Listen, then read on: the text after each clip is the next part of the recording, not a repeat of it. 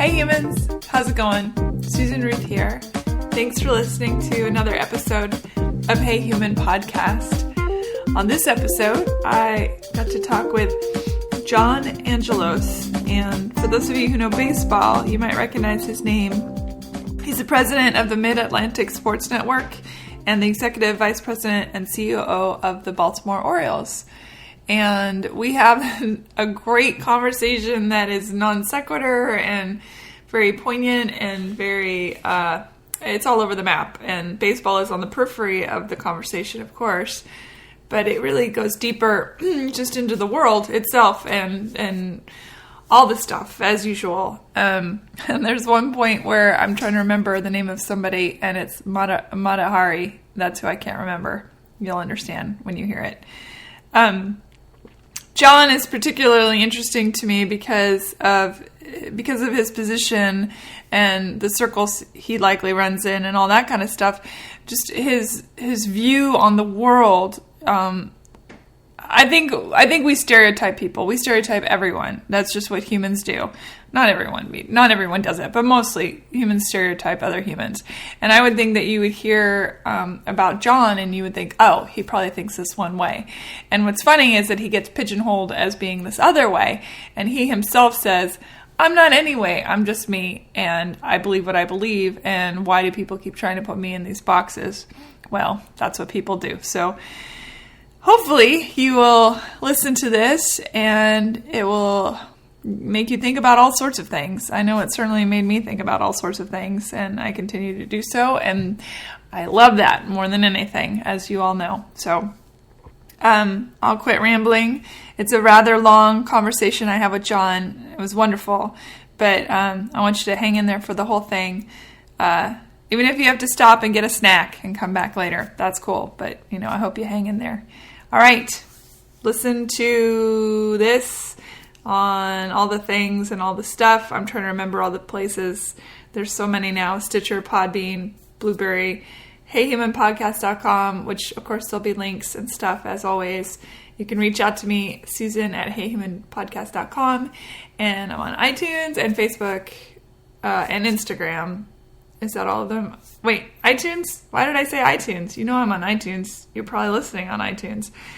Instagram, Facebook, and what's the other one? Twitter, the one that I'm not very good at. I'm on Twitter too. Hey Human Podcast. Yes, that's all the stuff. All right, thanks for listening.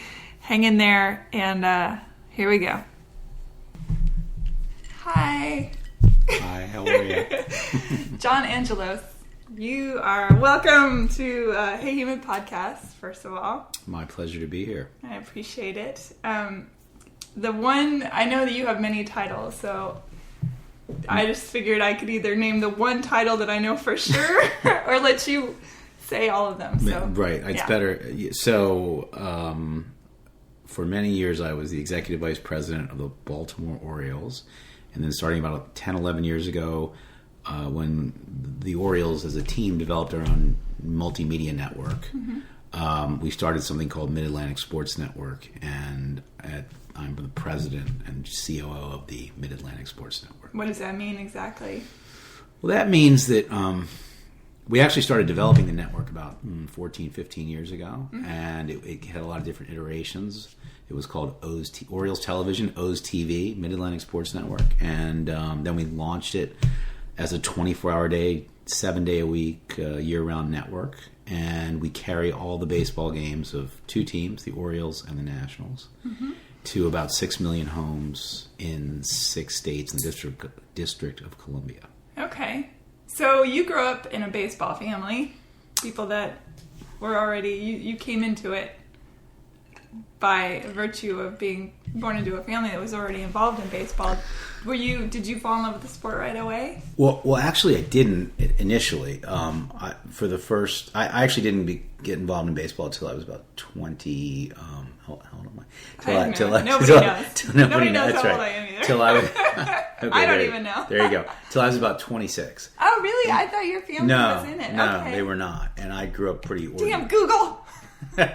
No, not at all. And I grew up in a very nondescript kind of no big publicity or coverage or attention of anything. Not about anything. None sport of fanatics or anything. Well, I was a fan, but of some sports and other things. But I wasn't involved in baseball. I wasn't involved in sports and entertainment. That came relatively somewhat later, and that's been the last 23, 24 years. So. Those of you who are good at math out there now know how figure out how old can this guy be. There you go. So I didn't grow up with it until I was a little bit older. But then you came to love it, I'm always curious about people that are into sports in a capacity like you're in there, where it's your job. Right. You run your Oz, the Great and Powerful, basically. Running behind the curtain and doing all this stuff. You're also very active in the outside world of it, clearly. But that doesn't mean you have to like it. That's right. It doesn't mean you have to like it. I think there have been a lot of its. I mean, there's sort of when you're just not in the business world for very long, and you have a certain perception of it, or others sort of define it a certain way or what it should be. And you're younger, you're in your 20s, and then you're in your 30s, and you're in your 40s, and it's meant many different things at different times. And you sort of having the benefit of kind of watching something evolve and learning from all the different iterations of it. And we've had a pretty unique experience because there are not too many baseball clubs that have gotten involved or become involved in as many things, both inside the sports industry and the entertainment industry, and then outside the entertainment industry. So, for instance, there are probably at this point only 3 clubs, professional franchises, out of 122 that actually own and operate their own TV network and their own radio network. So, I would think that was extraordinary. That's unusual. Actually, the Red Sox were the first to do it, and they were not this ownership group, but a previous one. And then the Yankees did it, and a few other people have done it in other sports, but they're few and far between. So that's been a unique kind of additional experience on top of the sports team thing. And then we did some interesting international things. We took the Orioles to Cuba in 1999. I want to talk to you about that. That's on my notes. That's on your notes? Yeah. And we helped the Greek Olympic Committee and the International Olympic Committee in 2004 to develop their baseball program as the host country in the Athens Olympics. We have designed and built redeveloped one venue, built a new venue. So we've touched a lot of things that you either a club, typically a professional sports franchise, doesn't do at all, or they do it very seldom. So that's added some dimensions. Well, I was reading about your club in particularly that you are very active with your fans and the families, that it's really oriented around making sure your pricing is good, that they feel loved and welcome, and that sort of leads me into the first time that you were maybe thrust into the limelight. Maybe not the first time, but one of the loudest times you were thrust into the limelight was with the Freddie Gray stuff. And so I want to talk about that, which you've probably talked about ad nauseum, but guess what? You get to talk about it again. Yay! Yeah. So the Freddie Gray thing happened, which he died as a result of injuries while being taken into custody. And I believe all those officers were just either the charges were dismissed or whatnot, but there were riots in Baltimore. And you personally made the decision to not have fans come into the White Sox Orioles games. Is I may be getting this wrong because Google can get stuff wrong too. So right, and the notes can be wrong. Right? I know, but they're mostly, but the notes are mostly right, and they're almost entirely right. Everything you said about Freddie Gray in 2015 and the middle of 2015 and forward, and social disturbances in Baltimore and leading to the indictment of several police officers, all of whom were ultimately acquitted. The only thing I would say is there were a number of baseball related happenings, but they got a lot of attention in some circles. They were relatively unimportant in the greater scheme of things, but one of the more notable ones was that we played a game with no fans, which was the first time that ever happened in the history of over a century of Major League Baseball. Right. And that happened. But the only thing you said that I would modify slightly is I did not alone make that decision. There were a lot of people that had input into that, not just inside our organization, but the police department, the city, the governor's office, lots of people, because there was a very unusual situation with it being somewhat uncertain as to whether the biggest driving force in that was whether or not you could bring 40 or 50,000 people down to an Orioles game, provide security at that point in the city, and then also have security in other parts of the city. Right. So that decision was not driven by us. It was driven largely by the police department. Actually, maybe a more interesting kind of Orioles and security issue that happened over that time was when we actually had a game with people in the ballpark, and where for a relatively short period of time, the police actually made the decision to close the gates to the ballpark and keep the people inside the ballpark. Yeah. For fear that some protesters who were nearby, not immediately nearby, there were several blocks down the road, might intersect with the fans pouring out of the ballpark after a game. So I think that experience, and nobody has a playbook or a crystal ball for those things. So I always find that sort of thing so interesting. I did read about that as well, and noted that, of course, all media sensationalizes. And that's not even hyperbole. I mean, I think that's just the way it is. And it stated that so many fans were upset. They were being kept inside and all that. And it always makes me think, isn't that such an interesting irony, is that if they were to step outside of that, they want to make sure all of their civil liberties are taken away for the greater good of protecting them. And yet, you ask them to chill for an hour inside a stadium, they lose their minds in a way. It's to me, that dichotomy is so bizarre. Well, I think that's a really good point that had not occurred to me.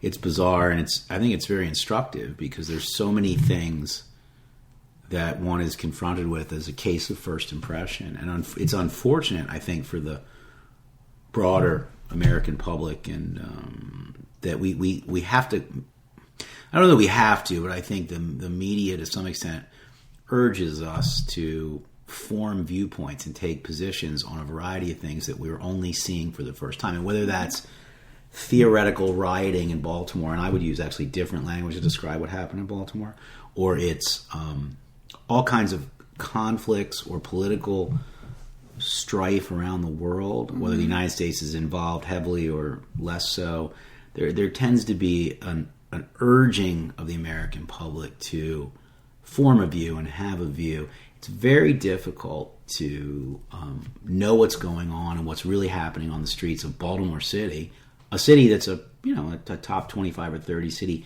in the country you live in. So I think, as you say, that's instructive, or as we're both saying, it's instructive when you think about trying to form a view of what American policy ought to be in the Middle East, or what is going on in Western Africa. Much further away, much more difficult to really have a context or to develop a context. Yet, the way things are served up, often it seems important for American people, like any people, to have a view, because the government or the media or what have you is presenting their view of it. And I think that's a challenge. Well, riot is a great buzzword, too. It's funny because if you look through the emphasized short history of America, we're so young, and yet we're like most teenagers, and we feel like we're way older and know more than anyone, right? That's just a teenagery way to be. And then you hit, 30 and you go, fuck, I knew nothing, Right. But it's funny that I feel like the whole 60s and 70s, all the things happening then, it's romanticized now. But if you were to ask somebody in the moment, especially the powers that be, that was total chaos for them. And so I wonder if fast forward another 30 years, looking back, will the again, like you said, it's the terminology of riot is a loose one. Will that be romanticized yet again as saying, oh, well, here were these people that stood up for the rights of people that were voiceless, the underdog, the poor. Right. I mean, really, let's get down to brass tacks. It's the poor in a lot of ways that are completely disenfranchised. And then to take it one step further, people of color, of course. And there was something you had said when I watched a couple of your interviews, and somebody asked you about the cost loss of having an empty stadium. And you said sort of offhandedly in one of them, I watched about 6 or 7 different interviews, you were a hot topic at the time. Not that you're not now, but you know what I mean. Right. Yeah. But you had, we're going to go back and forth a little bit. You had tweeted, everyone always says, 20 tweets that changed how people see things, So you are oft reported on that. But you had said, what's human life versus a dollar? When did we become that throwaway? That it's more important to make sure that you've got a couple extra bucks in your pocket versus somebody's life. Yeah, basically, when I got out of college, I was in insurance, and I was a claims manager, and a human body is divvied up into price points. So let's say you're a fisherman and you're on a fishing vessel and you lose a finger, you'll get $1,000. If you lose 3 fingers, maybe $6,000. Some fingers are more important. Toes are kind of less important unless it's your big toe, things like that. And so you pile it up, and it's like the manufacturers of autos who sit in a room and decide, okay, well, our airbag's malfunctioning. Is it cheaper to tell people, we'll give you money for your car, or is it cheaper to let some people die and sue us? To me, that's kind of the same thing. Well, it's funny. Did you get any? Well, I went down a tangent. I was thinking about the toes versus fingers thing that you brought up, and certainly, I guess it depends on who do you ask and whose toe is it, because I think your toes would be pretty important, and I guess if you go deeper into that, it gets into that question of transactional issues and who's making out the actual, when you're talking about insurance, who's making out the actuarial tables, and then what the calculation is that quantifies value, right? So, and are you a grand piano player? Right. Well, I assume that I have to assume that that's to some extent built in, but I think the criticism of insurance, the insurance industry, or one of the broadest criticisms that has most applicability today is in health insurance, was always that the regulation of the insurance industry didn't always take into account their investment income, so that they could claim, rightly or wrongly, I'm not an expert on insurance, that some of these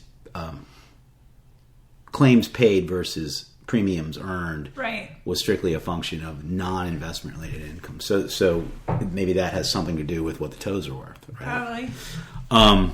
And if it's spring and you've got open shoes. Yeah, which I never do. I wear boots right through the summer in many cases. So that's the only way that I'm saves a hell of a lot on pedicures. Right, which might explain partly why I'm here in Nashville. So or could have been in Texas or something. Maybe would be more apt. But let me say something about Baltimore. A lot of people saw sort of 6 or 7 days of coverage that typically or almost categorically was characterized under the heading of the word riot, as you said. That was not my experience, and I live on the Inner Harbor, Baltimore, in downtown Baltimore. And there were even on the evenings when there were curfews, which I can't remember exactly, but somewhere it was about half those nights.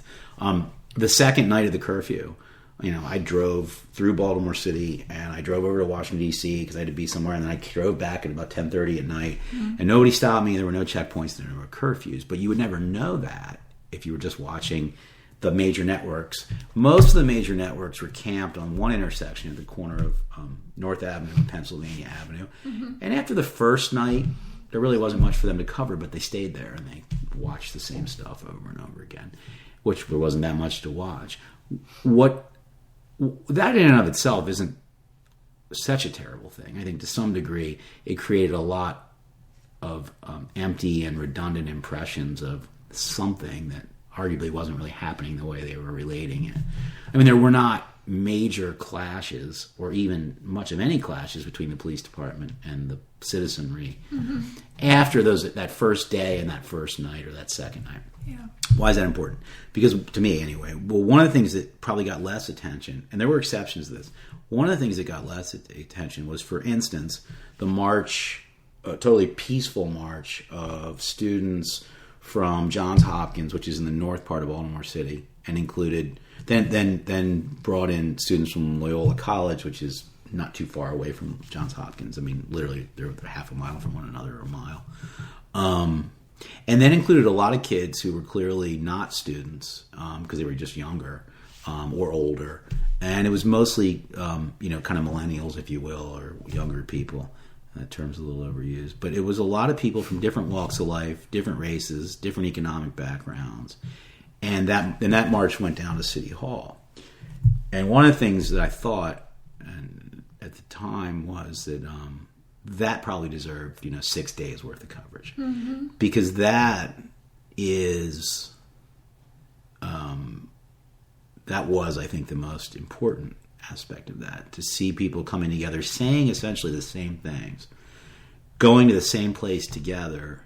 And I don't think what they were, in fact, I'm certain that they were not just saying, hey, we think that the entire Baltimore City Police Department is brutalizing the citizenry. Right. Nor were they saying any one thing. But I think what they were saying was, as you said, there's an imbalance in this country that is reflected in this particular city generally, and certainly in this particular city, Baltimore, at this moment in time. And that has everything to do with the word that you used a moment ago, which is class. And one of the downsides to the focus on race issues, which absolutely exists and have existed in this country since very early on in its history, almost inception, I would say. Yeah, uninterrupted, and only slightly modified or modified at different watershed moments, but never dispensed with. The target changes, I think. But yeah, well, I guess that's true. The shooter doesn't change; the target changes. Yeah, there's certainly a lot of Groundhog Day moments, that's for sure. One of the things that I think that people were thinking about was what's wrong with this entire picture. So in a place like Baltimore, what is often said and in many cities when there's a social disturbance, like what happened after Freddie Gray was killed, is, can you believe this is happening? And I think that question is obviously based on the concern, the legitimate concern of unbridled lawlessness and people burning things down and throwing bricks and having conflicts, and that's reasonable to say. Having grown up in a place like Baltimore, but having never lived in the neighborhoods where Freddie Gray and others were from, which, by the way, there are many, many, many desperately poor neighborhoods in Baltimore that are all white. Of course. And when you look at poverty statistics around the United States, there are certainly more poor white residents or citizens of the United States than there are poor African Americans. I would agree with that. And I said earlier about how people of color, but I think that they're more targeted. For some reason, poor white people get a pass more by the powers that be than poor black people. And we can see that all the time when, how many, I could name a lot of the shooters, like Timothy McVeigh, the people that blow up buildings or who are escorted quite nicely in their bulletproof vests out of their whatever situation they've just been involved in, or the Dylan Roofs, or if they had been a person of color, they would not have walked out of those buildings, is in my personal opinion. I might be wrong. Maybe they would, but I do think that, I'm not saying those people are poor. I'm saying that people of color get the shaft, I think, more often. Well, now those extreme examples of these, kind of lunatics, terrorists, crazy people, are probably, there's probably too small a sample, but I think certainly the statistics are borne out in terms of statistics that have been derived from many studies by expert non-governmental groups, and even which I'm not one. But about the disproportionate application of the death penalty, Sure. disproportionate application, which definitely flow along, based on the not that I say so, but the experts say so, do flow along race lines, but Sure. but they also flow along Poverty lines. right poverty Absolutely. and class lines. So the issue, I think, in Baltimore is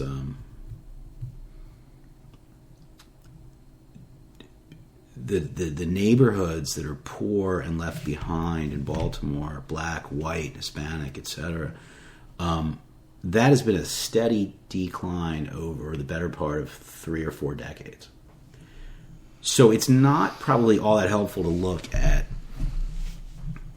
the color of the skin of those who have been left behind, but it is something that you need to do. Mm-hmm. It's probably most helpful to look at why those things happen and how the system that we have, with all of its positives, can be so insensitive to or inflexible regarding those types of imbalances. Mm-hmm. One of the criticisms inside Baltimore over the last 30 years was that so much of the public-private partnerships, and public-private partnership is sort of a kind of a fancy, kind of almost meaningless, totally ambiguous word, which basically means private, typically real estate developers come to the municipality and say, "Can I get some sort of public benefit for doing X, Y, or Z enterprise?" Mm. And most of that in Baltimore meant developing around the Inner Harbor. Well, with very few exceptions, the principal one being in the Dundalk Marine Terminal and the shipyard areas, there are very few poor people that live around the Inner Harbor. And any neighborhoods that were around the water line that were inhabited by poorer people or poorer neighborhood areas were gentrified, and then the gentrification was accelerated to the point where 30 years ago there were homes overlooking the Inner Harbor of Baltimore that were given away for $1 in a program called the Dollar House Program. Now the people had to invest a certain amount. They were shells. And those houses today routinely sell for in excess of 7 figures. So I'm not saying that it's a bad thing or a good thing, but because so much public-private and really public money has been poured around that little ribbon around the harbor where mm-hmm. where we have the cobblestone streets and the tourists come, and as Chris Hayes from MSNBC said, that you got the yoga studios and the baristas and all the rest of that, but how does this help 99%? I'm paraphrasing him, of the people in Baltimore, to which I could only say, when I was having a discussion with him, I don't really see how it does. And to the extent it does, that's only one way to help the broader population. There has to be a portfolio of ways to help people. And, public transportation, improved education, early preventative medical care, so many things that are the stuff that makes life worth living, that if you're not funding those things, then you're really not a government, and you're really not even a society, arguably. You're just a bank for real estate development. Mm-hmm. So if all you want society to be is a bank for real estate development, then I think society has largely achieved its goals in a place like Baltimore. But if you think it's going to be more than that, or ought to be more than that, or that it's mandatory that it be more than that, then you would take a little bit different approach to public-private partnerships. Mm-hmm. And it's not that difficult to articulate how one would do that. Oftentimes that discussion revolves around very meaningful things like workforce housing. But in my opinion, as important as workforce housing is, and it's absolutely important, there are so many other Explain things. what that is, because people might not. Well, one of the concerns with gentrification is that as you take neighborhoods where everyday folks live, if you look at a place like Manhattan, mm-hmm. right, where, and you could, I'd be interested to hear what you think of this. I mean, I know a few, but not as many as you probably do, songwriters and musicians and performers who may have an apartment in Manhattan because they got it 30 years ago. Rent and control. Now, and they're in their 50s and what have you. And But for that, or said the other way, that under the current approach to development of that particular city or that particular borough, Manhattan, will arguably never happen again. There will never be a young person who's a songwriter. There will never be a Bob Dylan of tomorrow who can live in the West Village, or a friend of mine who is actually a very successful songwriter and a music director, an assistant music director on Broadway shows. Well, and he's been doing it for a long time, and he does well, but he doesn't do well enough to live in a non-rent controlled Manhattan, right? Sure. So, and to your point, many of the awesome founding establishments in New York are kaput. They're no longer because they can't afford the rents, and all these great CBGBs and right, all the Viper Room, all these places are gone. Right. So what you see in Manhattan is you literally see people streaming off the subway stops that are the people doing all the jobs, the sort of everyday kind of working jobs, and you see this class stratification. But what you don't see is the people in the relatively upper groups economically living and working around, both living and working, not just sort of serving and receiving the service of people in the lower economic groups. And that, I think, is problematic because it portends some very potentially negative takeaways of it for the generations of tomorrow. If the little kid of today doesn't relate to people at different economic stratifications in real world ways that are important and see them past whatever job function they're performing or whatever social stratification they happen to occupy at one snapshot moment in time, there's a very real danger. And that can be offset by good parenting and all the rest of it. But there's a very real sort of global negative. Good parenting. Well, I mean, certainly. You've gone too far, sir. Well, I mean, certainly a well-adjusted older parenting person could explain some of these challenges, but nonetheless, the facts on the ground are incredibly tilted. I agree. I think we've centrifuged humanity to such an extent that there's this, creamy inner center, and then everything else on the outskirts, which is a shame. And I mean, we could go into a whole other tangent of how things like computers and your phones and all that have additionally desensitized people from their humanity. Right. But you are clearly a humanist. I think you're a humanist. Would you agree with that? Well, I hope. It sounds pretty good. I want to do that. Well, yeah, I have a quote. It says, "If a system fails some of us, it fails all of us." It's a very humanist thing to say. Okay. That you do believe that every person is the benefit of being a human being, and that the buck stops there. Well, I do think, yes, sir, I do believe that, and I also believe that idea that for those who think that, who are concerned with terms and lingo that is like socialism or who are threatened by these ideas need not be all that threatened. Sure, I totally appreciate that there are those who think that some of these ideas, most recently articulated, to use a very recent topical example, by, let's say, Bernie Sanders. That Bernie Sanders, I mean, just all these labels, he's a communist, he's a socialist, he wants to redistribute wealth. I guess what I would say is, whatever he is, 89%. By the way, there are people on the left who would say he's not any of those things, and that they would urge him to be even more populist and progressive in certain ways. So for every yin, there's a yang there. Yeah. But I think for politics is very tit for tat, isn't it? I guess so. I think though that when you look, a lot of the things that someone who became very popular and created a following that was really no one, very few people, would have ever said would happen in Bernie Sanders, was really talking about a lot of things that fit right in with a pro-business idea. Because here's the great part about it. Insurance is just a pool of money. Mm-hmm.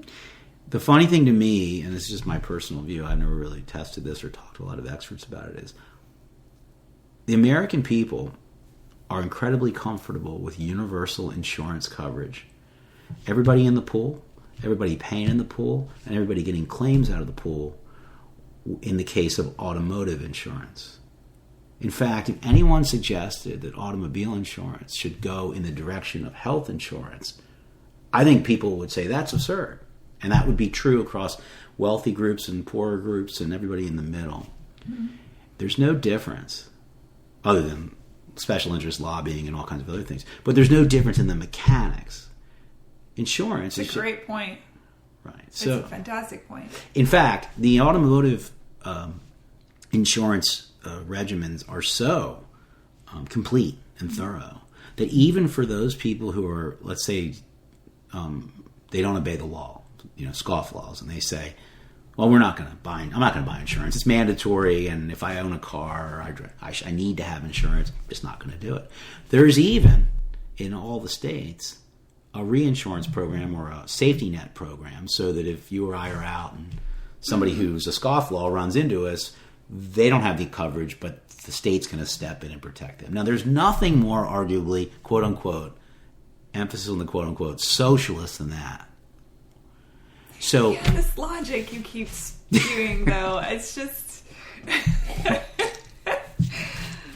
Well, a few facts here and there that are just illustrative facts, right, tend to sort of break through a lot of the kind of double talk about what's so intractable, why health insurance is like sort of Middle East peace, neither of which, by the way, are intractable or unsolvable. I am curious, have you brought that argument up? Not even an argument, it's just a pretty much straightforward fact and a pretty clear one when you say it out loud.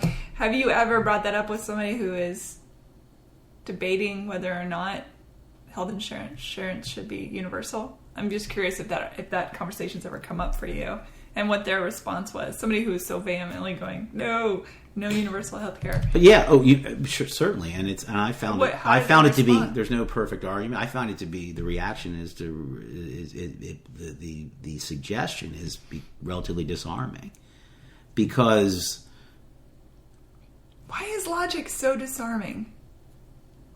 Well, I think we talked about it earlier. I think we, I don't understand. Yeah. There is that. Now, I do understand that people take care of their cars way better than they take care of themselves. Well, that's a really interesting observation, right? Maybe that is... So, I never thought about protecting one's car, one's property, is certainly paramount to protecting one's corpus, it seems. If you throw a rock out into the regular folk running about, most people don't take very good care of themselves. That's a gross generalization, but you get what I'm saying. Yeah. I think that's an interesting point. Yeah. I don't know. I think the opportunity, whether that opportunity is ever going to be activated, the opportunity is that I think these things can coexist. I think you can do the humanitarian thing, and that humanitarian thing can also, and this maybe happens more often in our little American society than we like to think or that we'd like to be told to thought, that humanitarian effort, that not leaving people behind, can actually be profitable for the collective we. Because there's no upside from a humanitarian standpoint or from a fiscal standpoint to leaving 20 or 40 million people out of the pool so that they just go to the emergency room when they have a catastrophic problem. But what's way worse than that, they get no preventative health care, they get no early diagnosis, and perhaps what's even, if you want to go one level earlier, a generation earlier, they're not getting information on good dietary choices, good lifestyle choices, which are the most important things. Yeah. When Michelle Obama took an advocacy role, Get Moving program. Get Moving, right? Mm-hmm. But she, from what I've read, and I don't know any more than I've read, she placed more of an emphasis on nutrition, as well as exercise. And there was apparently, according to certain reports, a pushback on that. So don't take away my damn Twinkies, people. Right. So now we're going to come back to sports real quick. So we have a program in the middle schools in Sarasota County called Eat. Oh. Is that on your notes? No, it's not. Okay. I have reached schools. Okay. It's called the Orioles Health and Fitness Program. Eat, train, and live like the pros. Oh, great. And the idea is we go into all the middle schools. It's taught. The program is an 8-week program or 7-week program taught in all the phys ed classes. Mm-hmm. Apparently, we were really lucky because the school system in Sarasota County is very receptive to outside, independent, private businesses approaching them with ideas. So our idea was, let us design a curriculum.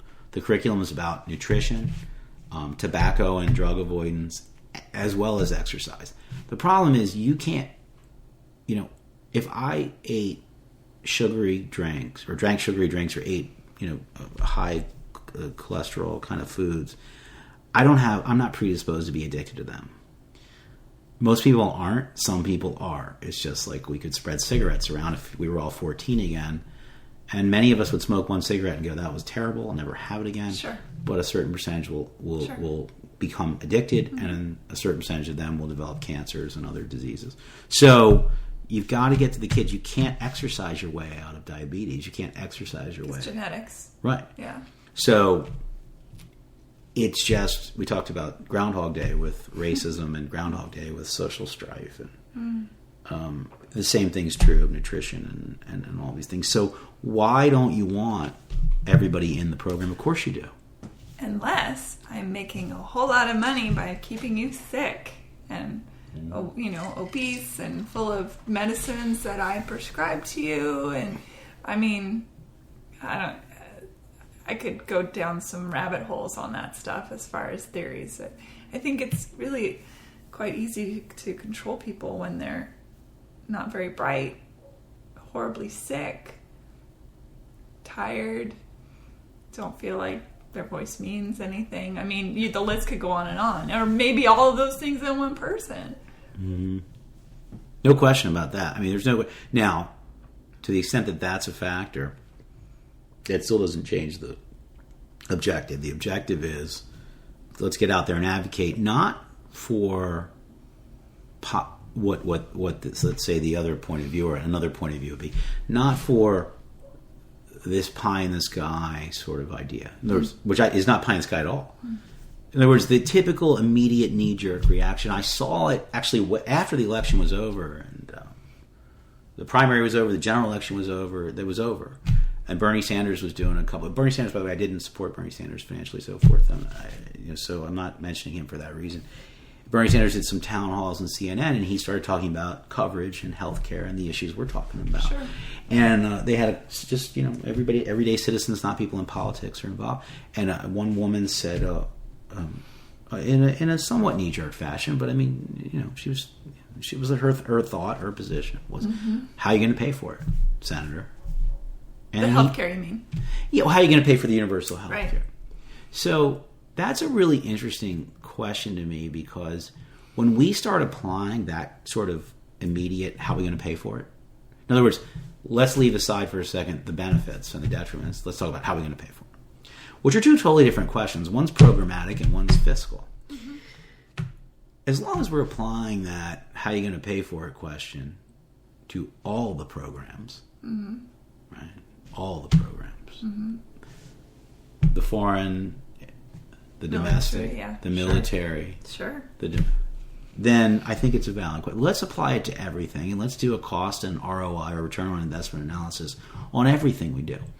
Let's not just apply the how you're going to pay for it question to healthcare with almost the implied conclusion or suggestion, at minimum, that it's perhaps not worth paying for, or that it's perhaps far too expensive.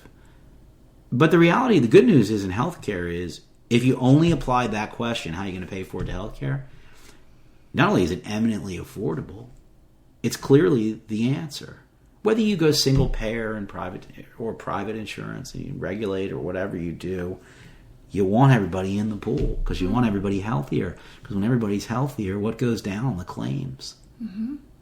If you use the word logic, if that's logic, right? I don't even know if it's logic. I mean, logic's like, that course I took at, in college where they all those symbols and whatnot. That's just common sense, right? Right. Sure. Because that's the great thing about insurance. We're all going to pay in, but we're not all going to really realize any claims, which is good because that means we're not sick. Well, I do find it fascinating, too, that when a question like that, who's going to pay for it? Somebody posed that question on my Facebook wall one particular day, and I try not to go to the politics because on Facebook. I'll talk to anyone about it in real life, but I find that it's sort of a moot point to sit there and argue back and forth and, on that modality. But this person posed to me, well, are you going to pay an extra $100 a year so that somebody else can have health insurance? And I just wrote back, absolutely. Why wouldn't I? Because I'm a human being, and there are little kids who don't have health care.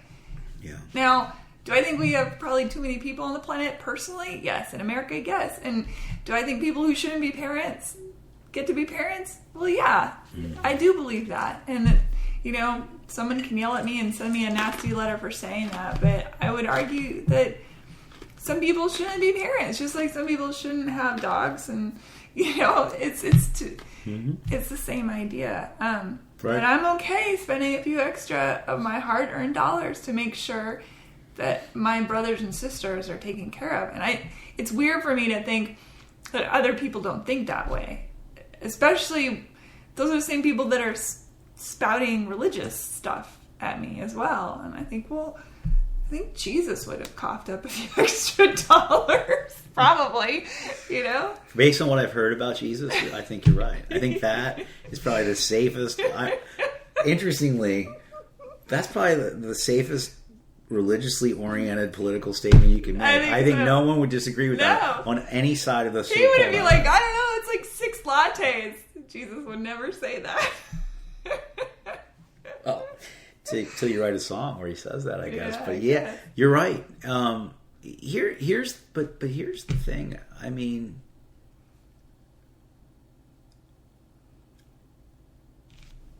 I think it was unfortunate that after President Obama campaigned on full health care, a couple of things were unfortunate. He was confronted with this incredible, obstructionism in the Congress. But I think it was also somewhat unfortunate the way that, and far be it from me to question. I don't know. You got to walk a day in those shoes. I would hate to be president. I'll put that out there right now.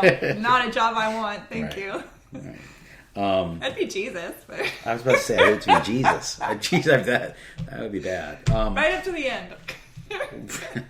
Right. Pretty, I do have really long arms, but even then. Oh, wow.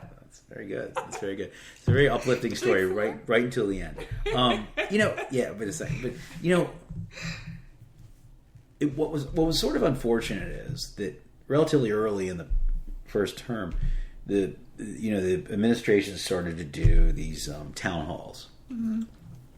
And town halls are a great idea because it's inclusive and you bring people in, sure. and it's never a bad idea. It's always a good idea. But I think the substance of the town halls was what was a little bit lacking, because to my way of thinking, whether the president is elected on a campaign or on a platform which was really in which probably the first plank, the lead plank in the platform was healthcare. Let's solve healthcare. Sure. So the way I look at the government, and this is maybe more controversial than. Bring it. Than taking care of your neighbor. Oh. But I think of healthcare as the president is the CEO of the company, and all the citizens are the shareholders. Mm-hmm. That may be relatively unpopular in certain circles. Sure. But I think the obligation of the president is to say, look, I campaign on healthcare. I've studied it. I've brought in all the best experts and so forth from all sides and all points of view. And here's what I've come up with. But I also want to make a presentation, sort of like a shareholder meeting.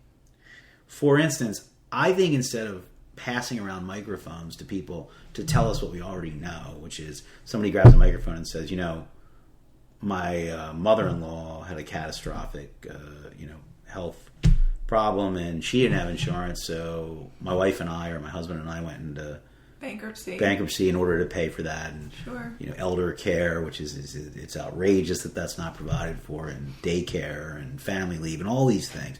It's not just one thing; it's the totality of the abject neglect. But when you just think about healthcare, I already know that the American people perhaps need to know a little more about that. But I thought that what the American people needed to know at that point in time was, okay, this particular candidate, who's now the president-elect and then the president, campaigned on, let's solve this problem. But historically in this country, we've never solved this problem. We could look at other countries, both for the mistakes they've made and the successes they've had. Mm-hmm. What do they do in Japan? What do they do in Western Europe? Australia. What are they doing in Australia? What are they doing in Canada? Mm-hmm. That would have been a very instructive and very beneficial in providing of information to the American public to do what? Change the dialogue. Supplement the dialogue, whatever words you want to use. So that was I thought, a great missed opportunity. And then, of course, subsequent to that, the labeling and the stigmatization of the Affordable Care Act as Obamacare. The reality of that, and putting aside the race issues and all the rest of that, the real problem with that is it's just fundamentally false. Obama didn't campaign on that. What Obama campaigned on, by the way, I personally, for just one American citizen, I would have had a different preference. But what he campaigned on is not what we got. And what we got as the country was really a tortured compromise. Hmm. Obama wasn't for it. The Democrats weren't for it. The Republicans weren't for it. The people got what they got. It had its benefit. It had its good qualities. It had its warts. There's really no need to go beyond that, to stigmatize it. There's no need, unless the goal is to mislead the public, perhaps. So today you have this kind of latest, greatest, misinterpreted, mispresented demagoguery. Mm-hmm. And I'm not directing that at this administration or the Republicans or anybody. There's just an inability or a unwillingness to explain things to the American public. And I would actually direct that more at 8 years ago in the Obama administration, because in fairness to this administration, when it was campaigning very recently, really didn't campaign on this is what we want to do in healthcare. They campaigned on what we don't like about what the last guy did. And that's not a program, and that's not a plank, and that's not a platform, and that's not even common sense. The last president, with his many, many good qualities and successes, he actually campaigned on, I don't want 40 million people to be uninsured. I want to fix it. Yeah. But when he got there, and I'm sure there are many reasons that I'm not aware of, because I've never walked down those halls or in those shoes, I think that that administration didn't get across what the options were in order to sort of soothe the American people, particularly those that were anxious about it, justifiably or unjustifiably. I agree with you, but I also think that the media didn't help one iota either, because they would pick certain things and then just blast you with those concepts, even if they were malinformed. Hmm. And so the American, I just read today that I think it was on Fox. It said, Americans don't want to be bothered with facts of things. It's too depressing. A news organization, I don't care if you're left or right or sideways, up or down, it boggles my mind. This constant, you don't need to pat you on the head. You don't need to know this. Shh, quiet, shh, it's okay. As we get lulled off into some drooling state. Or worse. I think you're right about it. Or worse than the drooling state, or sort of the kind of... and we all do this, by the way. I mean, look, there was a whole-scale invasion of a foreign country, apparently under false pretenses. And I'm not any different than the average American person. I didn't march to the Capitol building. I didn't march to the White House. I didn't express my You're talking about the Iraq War. Right. Yeah. So as one example, some years ago, we all sort of go into that. Because I'm like, gee, which one? It's been Right. Well, it was a trick question, but you hit it. So I mean, this is not something that, in fact, this is actually more reasonably directed at those who have the most resources and have the most education. It's ironic, really. I mean, we sit back and we have these terrible... By the way, go further back in the Iraq War. Go back to the Clinton administration. Go back to Vietnam. Go back as far as you want. Honestly. Go back as far as you want. That's very well said. Go back as far as you want. But go back to the Clinton administration when Madeleine Albright made the famous statement of, when Leslie Stahl asked that terrible and great question that the United Nations, I believe she cited the United Nations, that Leslie Stahl cited the United Nations, she said the estimates are that 500,000 Iraqi children were killed as a result of the sanctions. That's before the warfare that came later. The one-sided decimation of the infrastructure and the et cetera of the country. They weren't playing nice anymore. We don't like it when the people we helped turn on us. Saddam Hussein. I don't want to get you in trouble by being... there's no question that the United States... But let's stay with Madeleine Albright for a second. And Madeleine Albright, who later apologized and all the rest of that, I forget how long, much later, but, when Leslie Stahl asked that question, and she said, the estimates are 500,000 dead Iraqi children as a result of the sanctions. People forget that before the invasion, there were the sanctions for many years. What sanctions do is they... Health care, food, clean water, all sorts of fun things. Well, almost everything you referred to a moment ago about beating up the American public is about beating up in a different context, the Iraqi public. So you demoralize the group, and now, look... Dictators are famous for that, right? In that country, it already had it done to them by their dictator, sure. Saddam Hussein. Yeah, that's what I'm saying. Saddam. So Madeleine Albright's answer was there's a small price to pay for the opportunity to make regime change. Yeah. And, and I don't know why I happen to come across this fact, and I'm citing it from a study that a professor did, but in the last 8 years, which was entirely the Obama administration, right? Because people sometimes think that, I'm sort of politically identified or party identified. I'm not. Yeah. In the last I want to bring that up too. in the last 8 years, according to a study I just read, the United States government sold $140 billion with a B. Okay, which is 140,000 millions. Sort of you almost can't contemplate that with the human brain, how much money that is. Sold $140 billion in weaponry to 6 countries in the Middle East. Those 6 countries largely have something in common. They are repeatedly condemned by the United Nations for a variety of reasons. But let me guess, they either have a good port we kind of like, or they got something in their soil we kind of like, or... Yeah, well, there's generally we sell arms to people that we want to play nice with for whatever they have in there. Right, whether they're democratic or not, whether they're involved in human rights violations I don't think we care so much about that stuff.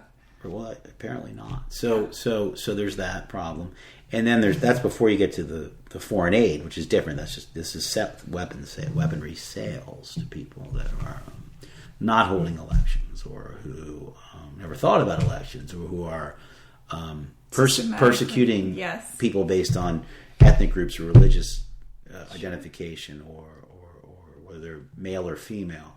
It's Groundhog Day again, right? Sure. We sort of thought. Well, that's why when people say, "How can I can't believe somebody like Hitler existed?" I'm like, really? Probably last week, some guy just like Hitler killed God knows how many people. It happens constantly. Right. So you're either indifferent to that, or you try to oppose it as best you can from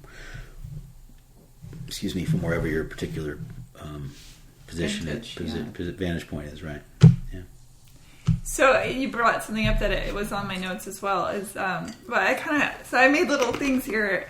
When did it become un-American to challenge the elite, politics, the status quo? That used to be. I mean, that's what we were founded for. if I read the Constitution correctly, it's what we're supposed to be doing constantly. And yet now that's become this, you're villainous. If first of all, if you go against the status quo, which you said, people like to put you in this far, far left. In some of the articles I read about you, you got called far, far left, which I didn't find you to be far, far left. I just found you to be somebody that talked about things from a point of view that used your noggin. Suddenly, and I find that interesting too, that even left, right, everything gets vilified. The right hate the left hate the right, the moderates, it's getting nuts. What happened to just having a conversation where you think about these things and the big picture? And where did it all go wrong? Or has it always gone wrong? And I'm just being a Pollyanna, thinking there was a golden era of people being able to have these kind of interactions. And well, any opinion? I was listening to you. I was listening to you, and I was thinking, I ramble. No. So somewhere in there was a question. I was like, when did critical thinking get to be dirty? That's a really good line.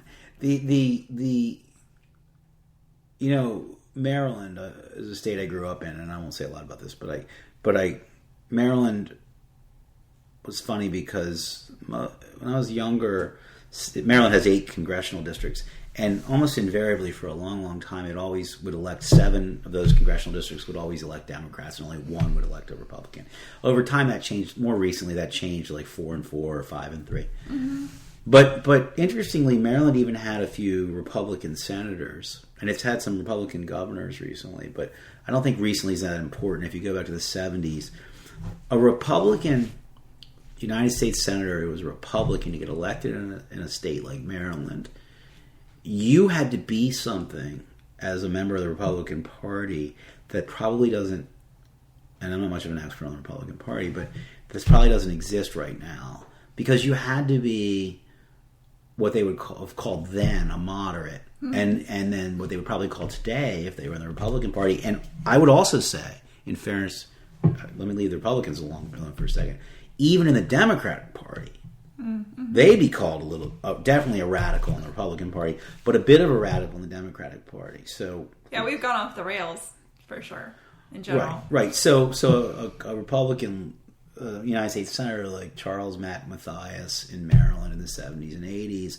not to say that he was anybody's Bernie Sanders, because he wasn't, but he was able to run in the Republican Party and get elected as U.S. Senate, one of 2 U.S. senators, obviously, in the state of Maryland. I don't think that could ever happen right now. And I think that in that sense, you're right about things going off the rails.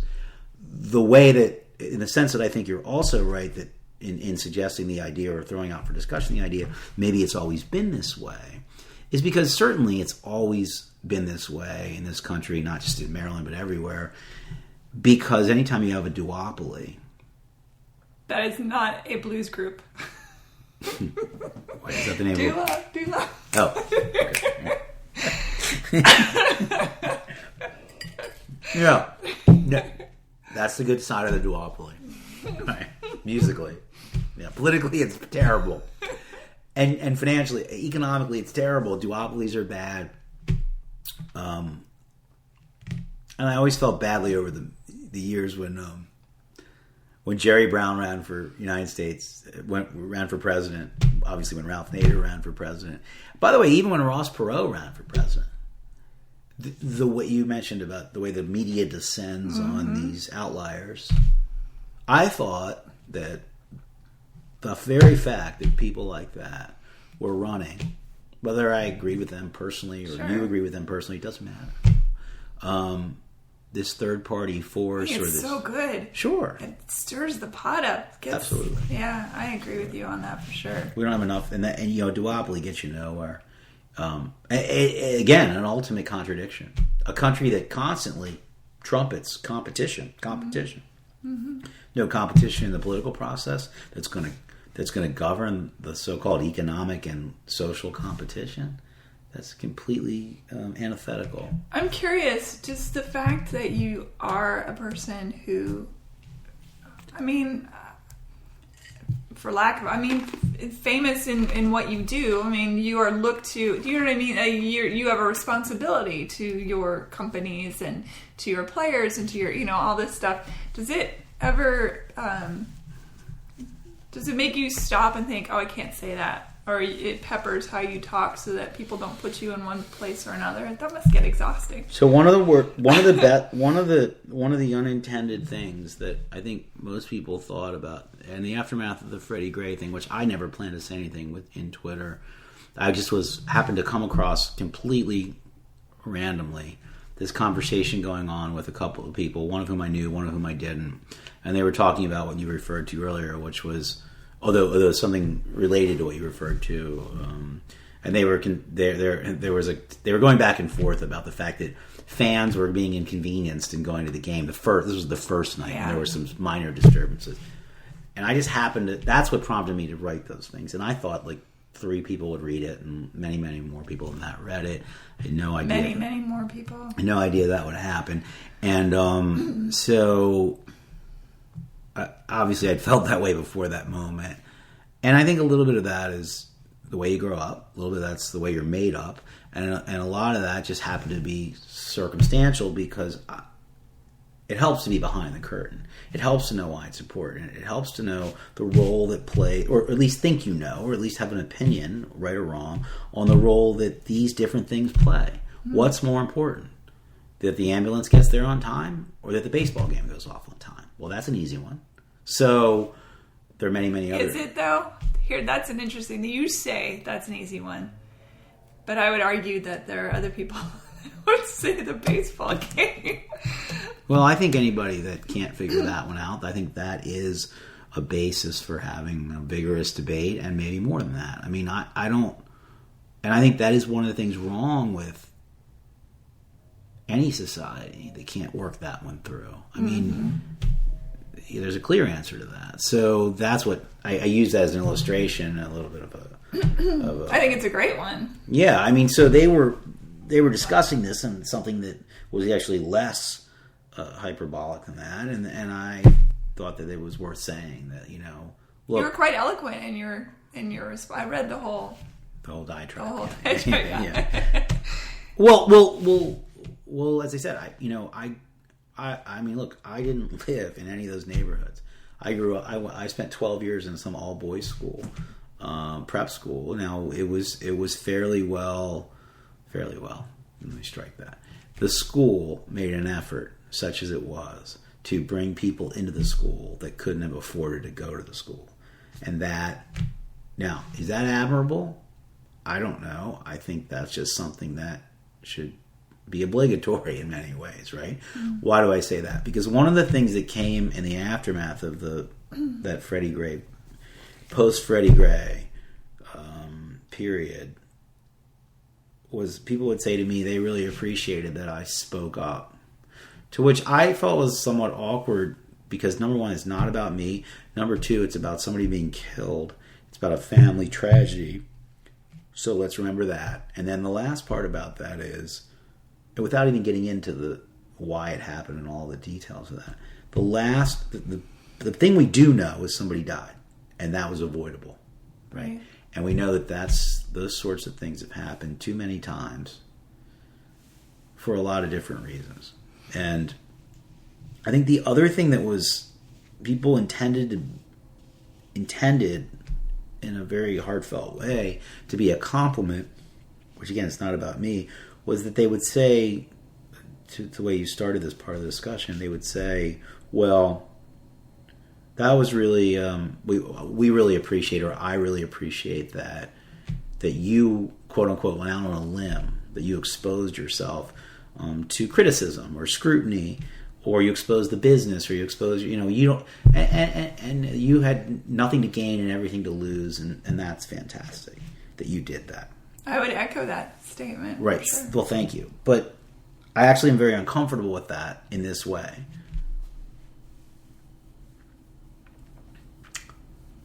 That shouldn't be that rare. I agree with that as well. But it is. And until that's no longer the exception, this society is never going to be exceptional. And I guess I don't know why, why people don't. Well, I don't know why that's the case in society. Why people don't speak up? No, I wouldn't say that. I know why people don't speak up. People don't speak up because there's a tremendous price to pay for many, many people, if not for most people. But, and there were many people who, the reason that that particular thing was shared or talked about was because it was out of the ordinary. But at some point, we are either going to leave democracy to this duopoly, which is how we get into this. And that's, by that I don't mean professional politicians, and I'm not talking about special interests. I'm not talking about the so-called campaign contribution system, which is a payola system and all of that. Absolutely. What I don't mean, without even getting into any of that, without even floating any of those theories, just on the most basic kind of terms, we're either, as individuals, speaking up and speaking out, irrespective. And why? Not because everybody wants to hear everybody jumping up on their soapbox, but because when you do jump on your soapbox with a reason, with a purpose, and thoughtfully, who knows who's right or wrong, what you're accomplishing ultimately isn't winning the debate over this issue or that issue. You're normalizing political speech. You're normalizing the proliferation of political speech, and you're destroying the duopoly. Yeah. That's what's important. I totally agree with you. I think people also don't realize how much we, the people, are manipulated by a very select few that, almost to a hypnotism level. We're being... who is the woman on the train? The veils. I can't think of the... we are under a spell brought to us courtesy of media or people who have the biggest special interests, lobbyists, all that, and we're placated to some extent, I suppose, to make it... there's that thing where if you give somebody the idea that it's their idea, suddenly it's a great idea. And I think there's a lot of really adept manipulation and magicians at work. Yeah, that's right. Sounds like conspiracy theory, but it's not. It's just the facts. Well, it's created by the void, which is we're saying the same thing. It's created by the fact that years ago they used to say, politics isn't. You don't talk about politics at cocktail parties. It's impolite to talk politics. Right. And religion. Yeah. Well, if you think about that, then you leave it to whoever's on the morning, afternoon drive. I mean, now if that's the screaming heads, I like to call them. the screaming heads. Right. But when it gets to the point where you can't speak up about the obvious, right? To me, the Freddie Gray's the Freddie Gray tragedy, all the other tragedies that are discussed that are within that same sort of orbit of people that were killed by in interactions with the police, which have all different fact patterns, but they come under that same heading. Larger social problems. When you think about those things, why you have to challenge that presumption or assumption or false premise that these are things we ought not to be talking about. It's the opposite. It is the opposite. So, and what's particularly chilling, and that is the right word for it, would be the notion that the people that had the most money, resources, whatever word you want to use, would be the last ones to speak out. Which is, by the way, to go back to sports, why what Colin Kaepernick did, whether you agree with him or not, and by that I mean speaking up, speaking out, representing himself, representing the 49ers, whatever he was doing, kneeling down for the anthem, standing up for the anthem, not doing anything on the anthem. Those things are all, to me, details. What I think was completely underreported or underthought about by some, not all, was that, and I had an opportunity, although I did talk about this a little bit, and it didn't get talked about much, which is fine, but people don't really think about that particular person, Colin Kaepernick, had everything to lose and nothing to gain. And I can say that as an expert in the business because I'm going to postulate that his agents and his business managers begged him not to do it. Well, he may have not even told him, but you're right. If he had told them, you're right. Yeah. But I'm going to bet you, it's not even a bet, I'm going to tell you, and you're going to agree with me, I think, that the next day, assuming they didn't know about it, they didn't call him up and say, thanks for saying all that. We've got all these new meetings with corporate America for endorsement deals for you. Probably the opposite. Don't know for sure. Just going to guess. And when you put that over on the side, you have the next issue of, did that make Colin Kaepernick's everyday life easier? Did that make his family's everyday life easier or harder? You know what makes me so crazy about that whole story is that his choice. I say it 3 times because I want that to be right. His choice. Right. I think was truly American, truly human, and I could, for the life of me, I couldn't figure out why people were losing their minds over this shit, other than the fact that their lives must be so banal personally that would send them into a tailspin. There's a great book by James Clavell called The Children's Story, and he wrote it. It's a very short story. I recommend it to everyone and all people. But in it, so he was inspired to write this story because his child came home from school and said, Daddy, I learned the Pledge of Allegiance. He said, the Pledge of Allegiance? And his child said, yes, that. And he said, could you tell me the Pledge of Allegiance? And his child wrote back at him. And he said, do you know what any of those words mean? 6-year-old child, 7-year-old child. No, I have no idea what that means. So it inspired this book, The Children's Story, which is basically unnamed, unknown government comes in and takes over this classroom, which you understand as you're reading it. It's happening all over America in this story. And it's a very short story. It's like 30 pages long. And teaches the children a Pledge of Allegiance of sorts. And all I could think about was that story. His kneeling for the national anthem and not, choosing not to participate in that, to me, I was like, yes, that's America. That's freedom right there. How can anyone deny that? Well, it is undeniable. I get really upset with this stuff. Well, it is undeniable in the same way that, white abolitionists opposing slavery 150 years ago. But, what was the upside for them? Right. Right.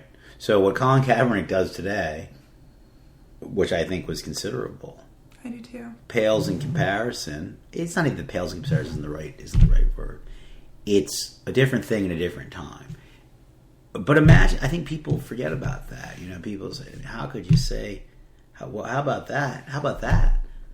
How about all I said, the little teeny tiny thing I said, was that the tragedy of a family, the 40-year tragedy of a city, which, by the way, I do not limit to one racial group of people, one class group of people. I don't say that to the exclusion of the police department. I'm not trying to pit group against group. I'm trying to comment upon or be helpful in discussing or throwing out ideas concerning how you don't leave people behind. Yeah. Right? So how much harder that was for Martin Luther King to walk across that bridge, or John Brown to say, I'm not going to give into this slavery. I'm going to oppose it. There was no upside for those people. I'm almost certain they could have made more money, had an easier life. Their families would have been less threatened and so forth. And those are just a couple of individuals, but there were many, many people. They weren't the majority, which is why it was so difficult. But they had their numbers, and they did what they had to do, and it was difficult for them. So when you see the Colin Kaepernicks, or when you see the John Carloses, the Tommy Frazier's, the fellow from Australia who was the third man on that podium, who Dave Zirin wrote a great book about, whose name is Peter, and I can't remember his last name, but he was in that Olympic sprint race. He was with the black gloves. He's the third guy, and it's funny. Maybe one of your conspiracy theories. I have so many. Right. That, but the third man on that podium, the man that won the bronze medal, was a white man from Australia. Yeah. And he was supportive. He's wearing the same patch that they're wearing. Was that easy for him? In fact, it turned out to be very difficult for him the rest of his life, from what I understand. And you would think that with all that history behind us, although it's not behind everyone, because there's a lot of history I don't know and you don't know, and there's a lot of history that the rest of Americans and the rest of the world doesn't know. And that's the threat. But with lack of information and lack of edification, we can all be, as you said, sort of snookered into these different ideas, captured by these things that are meaningless at the end of the day. Because all that means anything is healthcare, education, and a couple other things. That's all that matters. So,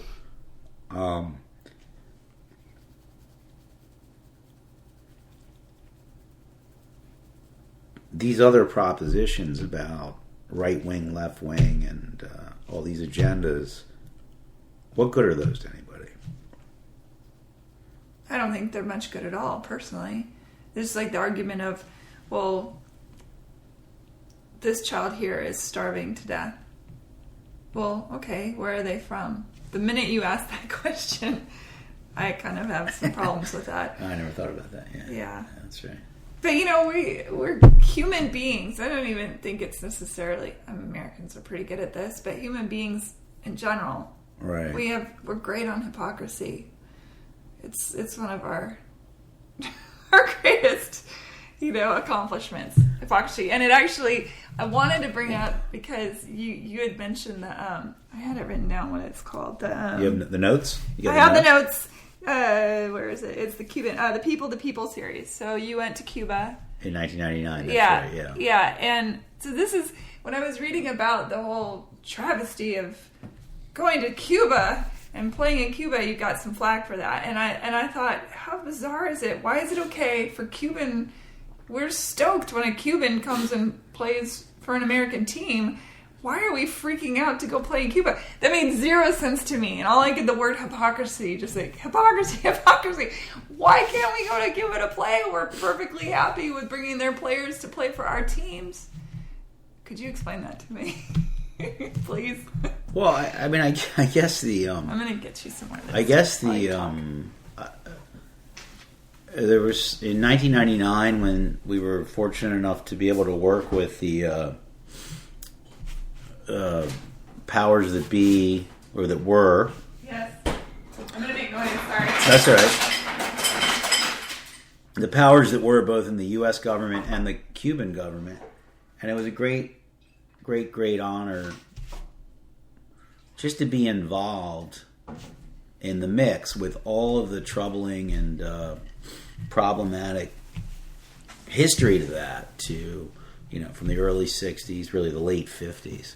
The Cuban Revolution, and in reality, when you look at the United States experience in a country like Cuba, it certainly started far, far earlier than that, with the decisions, sure, policy decisions to support certain groups, and for the Orioles the goal of my father and the other owners in our group was to play a productive, constructive role in bringing people together in a situation where the people have been kept apart. And the people, for lack of a sort of a catchphrase, well, what did that mean? That meant there were Cuban people, family members that were separated for many years, many decades. That also meant that there were everyday Americans and everyday Cubans. Mm-hmm.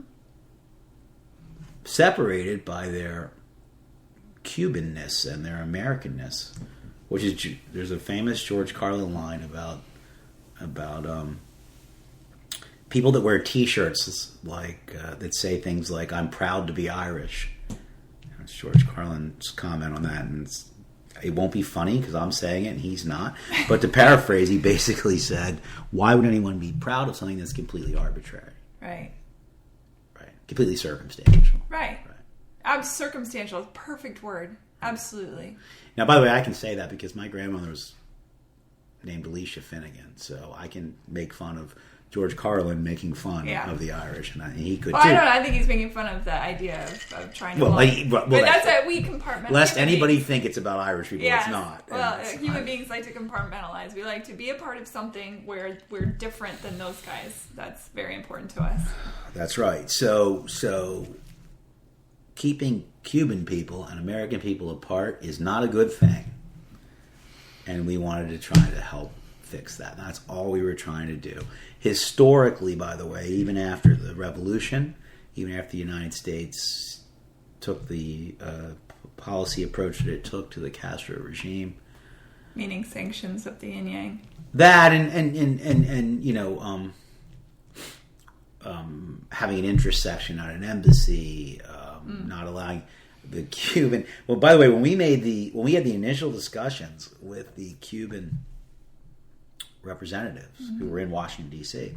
I don't know, people don't know this is like trivia. Cold War trivia, or Cuban-American trivia, which is still going. This issue is still not solved. Nope. Even today. It's just bizarre. First of all, if you were the ambassador from Cuba to any country in the world, you were called the ambassador from Cuba. But if you were the ambassador from Cuba sent to the United States, you were called the head of the Cuban interest section. Really? Yes. One other thing. Well, there are many other things. But another thing was that you could not leave the Cuban interest section in Washington, D.C. and travel outside a certain radius, number of miles. That radius did not allow you to come to Oriole Park and Camden Yards in Baltimore unless you sought and received the specific permission of the United States government. Like baseball asylum? No, like we want to torture these Cubans because we're having this Cold War thing going on. Now, why is that? So why is that important? So we were also no apple pie. Right. Now, by the way, I'm not saying that whoever has objections to whatever their objection is, the Castro regime, and putting aside the Batista regime, and putting aside all those issues which we could all debate until we're blue in the face. Sure. Okay.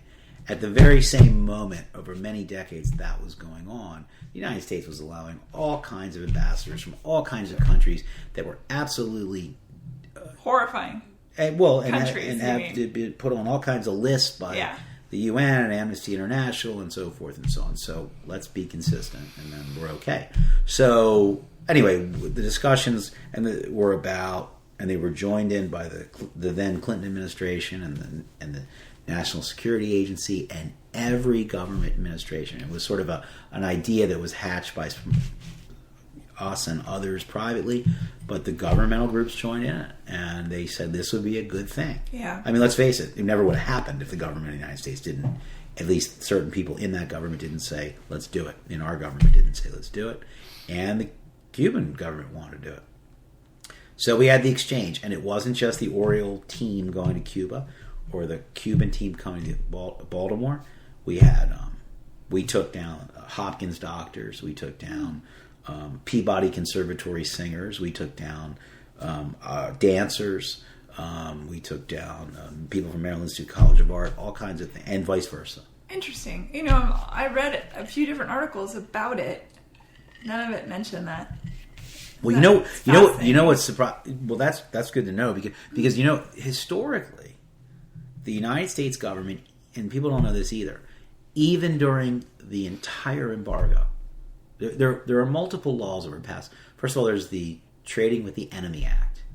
Then there's the embargo, and then there's the there's one other thing I can't think of right now. But there are multiple laws that an American citizen violated then at least. The travel ban.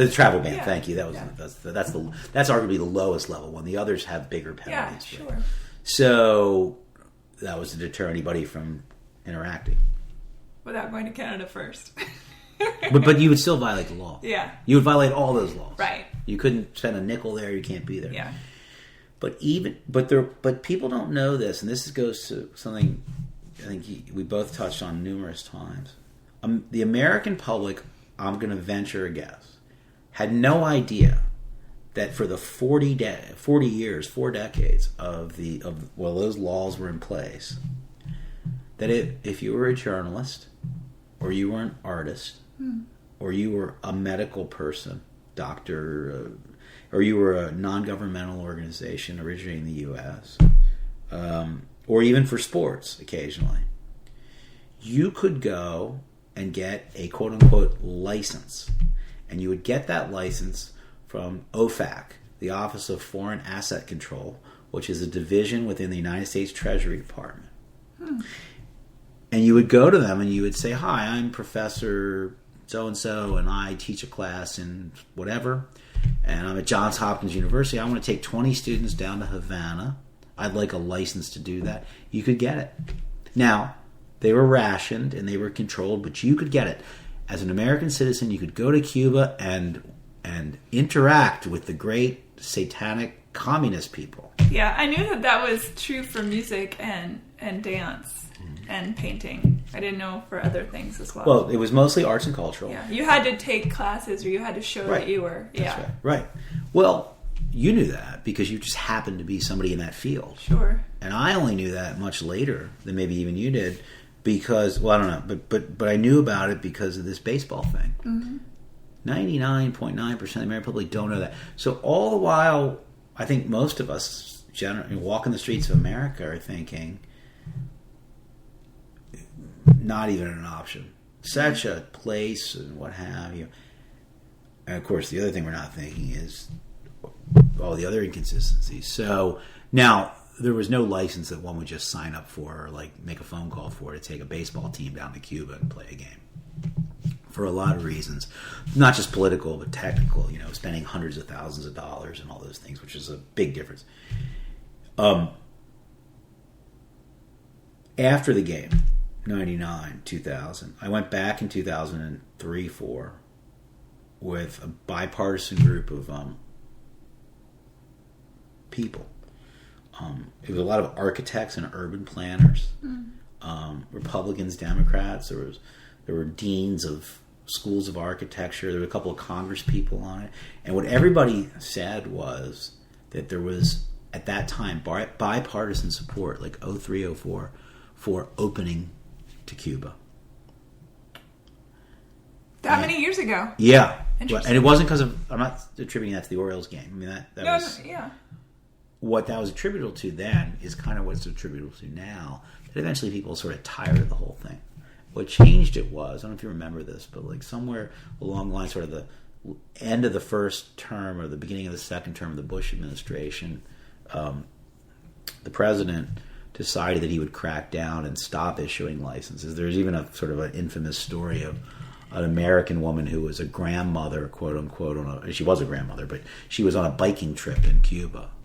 And she came back from the United States, and the authorities were there to say, "You just violated a bunch of federal law." It's always the grandmas that get busted. Yeah, well, because it has a chilling effect. If they're going to grab your grandmother, who knows who they'll grab, right? Yeah. So that set the whole thing back for a long time, and then obviously President Obama, as a candidate, campaigned on opening Cuba. Sure, but he didn't actually effectuate it until relatively late in his. I have some friends from Cuba, and they, when they go back to visit their family now, they bring so many supplies. And I asked one of my friends, Nikki, I said, why don't you just mail this stuff?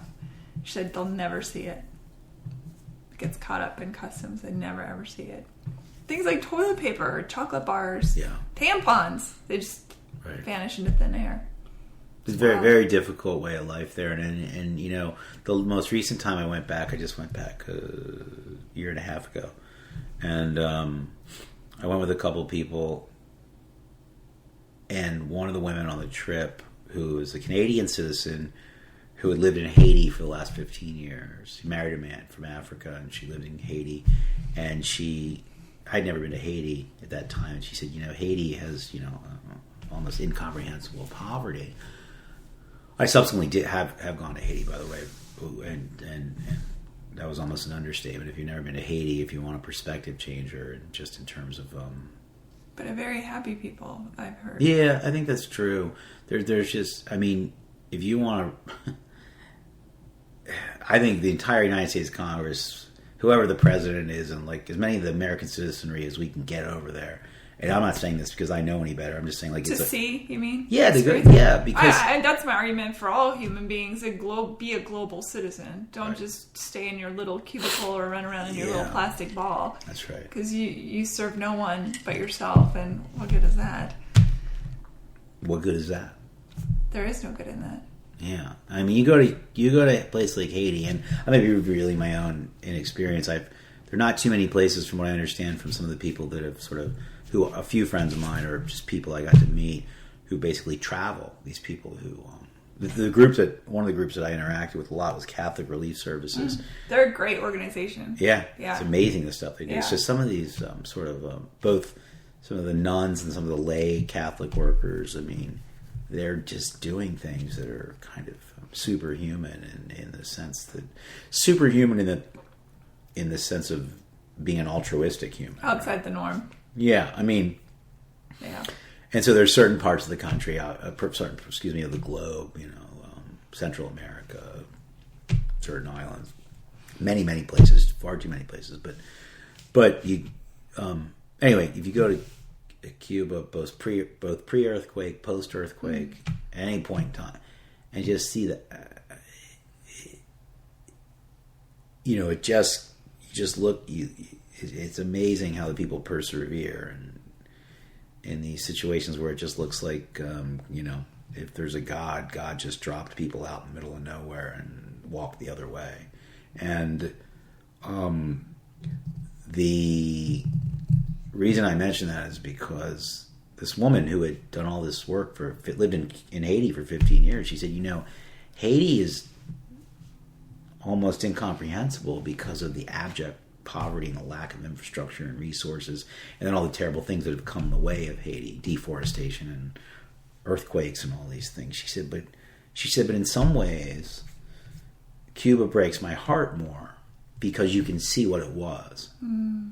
Because they had so much more, and they had developed so much more, and then it just sort of devolved, or you know, I don't know. Like Persia to Iran.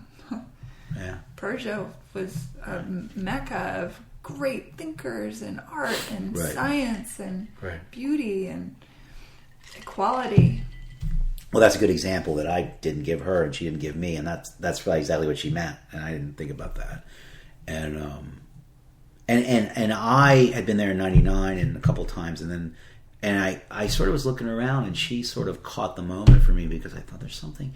And the reason for it, I guess, is that you can only survive an embargo, or you can only kind of not survive. You can only sort of endure for so long, and then eventually things start to just, you know, slow down, and then they sort of screech to a halt, and they just sort of freeze. One of the good things about the Obama administration opening to Cuba isn't that American money came into Cuba, because that still hasn't been sorted out for a lot of reasons that are both real and imaginary, but because once the U.S. opened, that urged other countries around the world to start putting more money in. And there had always been money. When I went to Cuba in '99, I stayed in a Spanish hotel in in the Malia chain, nice hotel. Okay. And so you wouldn't have known that in America. You would have thought you were going to some hinterland and, sort of our version today of like what North Korea is like. And I don't know what North Korea is like. But but Cuba wasn't like that. Yeah. And that's a good thing for the Cuban people. The opening. The opening, yeah, because there was always some investment, but that's getting other people to make investments. Don't you feel that embargoes that are meant to hurt the politic, they don't hurt the politic. The politic functions just fine on their own because they're the oligarchy. They're totally fine, but it's the people that suffer immensely. That's right, and that's I totally agree with that, and I think the very difficult thing for me, I think, intellectually, is if you're going to take positions about this regime or that regime, whatever part of the globe that regime happens to reside in, let's be consistent. It's a little bit difficult to square some of the anti-commerce policies or the freeze-out approaches the United States government has taken historically in many countries with, for instance, the approach the United States government has taken to China, where exporting massive numbers of jobs or condoning the exportation or not reaching out to say, how do we keep these jobs? And how do we deal with the dumping of products, which goes way back, by the way, before China. The beginning of the flourishing. The seven tigers, right? Taiwan, China, Japan. I remember who all is in the tiger group. Well, go look back at a Datsun B210 from the 70s, and ask yourself: was that really a car that was better than American-made cars or Union-made cars, or was that a car that was dumped, as has been alleged, dumped in America at cost or below cost? I don't know which. I'm just what I read. Was that car dumped in order to establish a beachhead, in order to continue to get market share? Interesting. And then as jobs moved from Japan to Taiwan and other places, and now they're in China, are you helping the American worker when a job moves to a country such as that? Are you helping the Chinese worker when a job moves to a country such as that? Or to the reference point, which I think is your point, one of your points, are you just helping a tiny, tiny, tiny elite, maybe 1 million people or 2 million people that are running things for 1 billion people? It's such a complicated spider web because I think about that. Yes, American jobs, so important, and we tossed them to wherever it was cheaper. We sent as you said, we exported our workforce into these other countries. It would do it way cheaper, and robotics also did not help our economy. But at the same time, I use that argument again. Well, how can I say, oh no, don't take the jobs away from America and give them to other countries?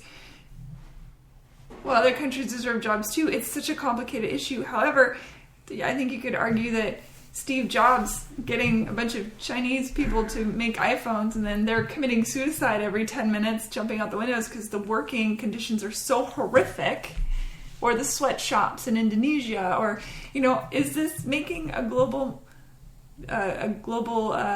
connection? No, it's just basically slave labor. It's creating slaves, and in my opinion, it seems more under that. You'd have to get marker. I think you'd have to bring in someone, or not you would have to, but I would think it would be beneficial to bring in one of the criticisms of globalization of jobs. And one of the more specific criticisms, as I understand it, of what's going on in China is that some of the characterizations of what's going on in China, that China is somehow this sort of industrial or technological behemoth. And I'm not saying they are or aren't, but some of the criticisms revolve around ideas of that China in many ways is still an agrarian country, and villages. Right, as to the bulk of the population. Absolutely. So what have you really established in these manufacturing centers? And you're suggesting an interpretation of it, which I don't disagree with. But I think I've never been to China, so I think it's just based out of my own. I can't really speak. I definitely cannot speak as an expert as to global trade transitions. I do think it's problematic when and the media did report on a topic like this. This springs to mind. Post bailout of the financial industry, suddenly banks are moving even their call centers, and not, by the way, not just to India or Indonesia or whatever. It's not about the country. It's not about, is it first world, second world, third world. Right. It could be move the call center to Ireland, right? Because you can hire the Irish right. citizens. At a certain point, I mean, I wouldn't say how do you live with that, but what's your solution? Not just for the American people, not just for the people down the hall or down the street or across the city, but let's start there. Yeah. And if we start there, then maybe we start to think about what's best for the people in India and Ireland and so forth. Right. But if we just think about that we're just so transactional for the sake of being transactional that we're going to move a factory or call. I mean, humans versus the mighty buck. That's what we were saying in the beginning. That's right. When is one more viable than the other? I believe that all human beings have a right to a quality of life. I would say that emphatically, yes. Unfortunately, there are third world countries who have not gotten to a point where they can have the same quality of life as more industrial countries. Yes, China has many villages. Japan too has a lot of villages, and then there's a populace in Japan. I've never been to China, so I can't speak to it other than what I've read. Right.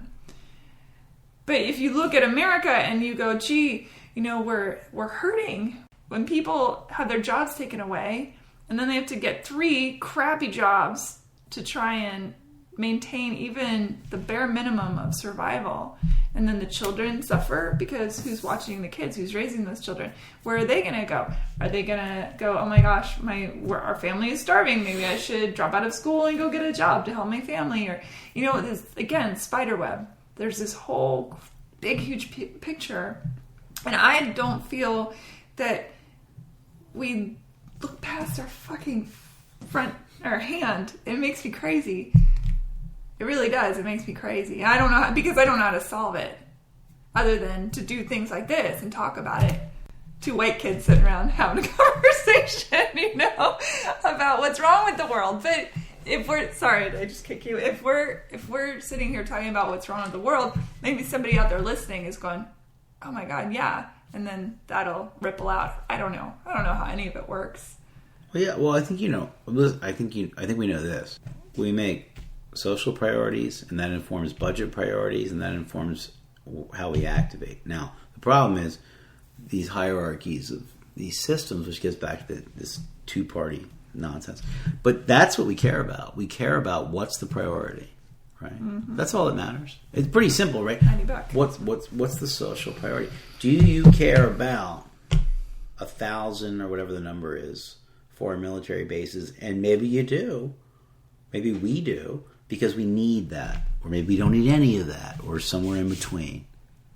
But these are not unknowable things. Any more than solving social programs is an unknowable thing. And social programs is not a dirty word. It certainly isn't. It's sort of like that old thing. Dead it's 2 dirty words. No. Well, it's it's very good. In remember Dead Poets Society with Robin Williams is saying, yes. Science and math is what makes the world go around. And I'm paraphrasing again. God, I paraphrase Robin Williams and George Carlin. I'm going to go to hell. No. But art and music and literature is what makes life worth living. Yes. Right. Well, let's make that even more kind of grounded for a second. Yeah, all you have is the hospital you come into, the hospital you go out to, and the stuff that happens in between. And you're either going to make that stuff meaningful, right? Or you're going to sort of be taken hostage by lots of other kind of relatively nonsensical ideas. And now for those who say, well, you don't really understand how it all works because we're under threat. there's in no way, shape, or form am I saying that there's any country on this globe or any group of people on this planet that could not be theoretically threatened. But if I had to pick one particular tribe of people that is relatively immune to being physically assaulted by the rest of the globe, I would pick the United States of America. Yep. I would also suggest that it's not just because we have nuclear weapons. It's not just because we have all these things. And I am sure that those who would take somewhat the other side of the argument would say, well, it's because we've invested in all these things that we're so safe. I think I would say to them let's just assume that's true. Let's just stipulate to that. To the extent the United States continues to put thousands of bases around the globe, continues to encircle the Russians and the Chinese and all these other foreign countries with aircraft carrier groups and bases and so forth. If that's needed, to the extent that's needed, with the best minds that you can get together, well, then I'm for that. But I would urge the American people to consider that if some of these other countries that are postulated as our enemies happen to have bases in Mexico and Canada, land bases, happen to have aircraft carrier groups and submarines encircling the United States of America, what would be our reaction to that? And I think we would be asking the same questions about those countries that we might ask about ourselves, if that's really necessary, to, as they used to say in the old days, balance of power. Fine. But if that's making power unbalanced, maybe that's not very helpful. Yeah. I mean, don't we have enough weaponry to annihilate the Earth several times over? I mean, after the first couple strikes. I don't know. I don't know much about that. I'm not an expert on that. I guess the question though is, at some point you have to ask yourself: do we have safety at home? Do we have quality of life at home? And then, what role are we playing abroad? Are we being a helpful influence abroad? Are we supporting the right people? Are we, even when we're maybe supporting people who aren't maybe the right people, we're influencing them to move forward in good ways? Yeah. I mean, everything can't just be transactional and realpolitik. At some point it has to be, what's the purpose here? Because if things were just transactional and just realpolitik, we would just still have slavery in this country, right? Or we would just have black and white water fountains, and we would just have all these things that at one moment in time the majority of the society was either for, or if they weren't for it, they weren't protesting it. Right. But the society, even here, eventually shook that off and moved forward. So we don't need, if we can shake off these problems in this country, and we have many challenges in front of us, we can shake off these theories about how we must, or perhaps don't have to interact with the foreign, with the rest of the world. Right. That's foreign. The rest of the world. Non-Americans. We talked for a microsecond about kids and arts and music and dance and things like that, and I want to kind of, I'm taking so much of your time and I super appreciate it, but I want to cover the Orioles Reach program. Mm-hmm. So that's, you guys go into schools and talk about sports and art, and because it is connected. Don't football players do ballet and stuff? I mean, I think that people want to compartmentalize all this stuff, and it's like, no, everything is connected. When will we figure that out? Jake Arrieta, who was a pitcher that pitched for us at the major league level and was a super top prospect who we traded, went to the Cubs and won the Cy Young Award 2 years ago. Really? Yeah. So, big mistake by us theoretically, but he was a guy we drafted and we thought was really good, and he turned out to be really great. So, and we wished him well. He gives a lot of credit to the fact that at a certain point in his career, he decided to do Pilates. Really? Oh yeah, there's a huge ESPN full cover story about, and he's doing Jake Arrieta and how that changed his life doing Pilates. Crazy. And I can remember being a high school wrestler many years ago, and this is going to date me again, but when although we'll blur that out. It had happened many years before this. When Jane Fonda was doing her aerobic stuff, sure, and like if you talk about that sort of blurring the thing, jazzercisey stuff. Well, and people, and we remember the coach brought in like the Jane Fonda workout and made us do it. We were high school and college kids. We're not doing this, but that was exactly the right answer. Yeah. That's the stuff you do. We totally, by the way, the last 5 years we've had the winningest record in the American League. We haven't won a championship. We've been in the American League Championship. We made the playoffs 3 years out of the 5. But 7 years ago, we totally overhauled our workout regimens, changed our nutrition, brought in chefs, did all kinds of stuff, tried to influence. Now there's not a direct linear correlation because we changed the food, changed the workout for guys who are between 19 years old and 38 years old. Okay, they've been eating Mickey D's too long. Well, I mean, they weren't all eating Mickey D's, but I'll tell you some of the great success stories are some of the veterans are the most set in their ways, right? Yeah. So they're sort of like, well, we'll just eat that same food we had, yeah. And then they eat some of the food that Jenny, our chef in Baltimore, or Nick, who runs all the food in Sarasota. And they start to see the other guys eating it, and they look at it and they think, well, that's better quality, So we start kale bullshit. Right. What's Barg's amino acid spray? Oh God, yeah. Well, I'm not saying we do that, but the secret's out. Yeah, that's it. That's why you win, because of Barg's amino acid spray. It's you just got to try and move it forward. So, okay, but I've got off track there a little bit. The reach thing with the kids. So you have a big outreach with the kids in Baltimore, or? Yeah, we do. I mean, we've always had a program to bring kids for 15 years or so, roughly, to bring kids to games.